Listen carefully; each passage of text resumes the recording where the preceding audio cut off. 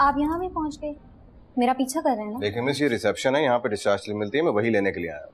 अच्छा, तो आपने उसी टाइम यहाँ आना था जब मैं यहाँ थी। देखिए आपको कोई मिसअंडरस्टैंडिंग हो रही है, ऐसी कोई बात नहीं। और आप खड़ी खड़ी मेरा मुंह क्या देख रही हैं? रूम नंबर 19 का डिस्चार्ज स्लिप बनाइए प्लीज। जी नहीं, पहले मैं यहाँ आई थी, इसलिए रूम नंबर 18 की पहले बना। पहले इनका बना दें। आप यहाँ साइन कर दें, चार्जेस सामने जमा करवा दें।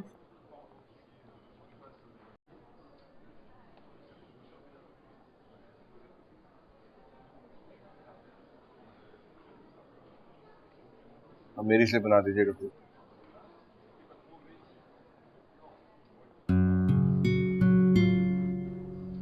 आप स्लिप बनाइए, मैं आपका।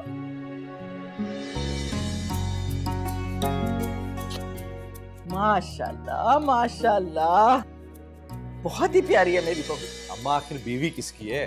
बताया मैंने तो सारे मोहल्ले में मिठाई भी बांट दी है। सब औरतें हैरान हो रही थी कि भाई ये अचानक से बहू कहाँ से आ गई, मगर मैंने बात संभाल ली।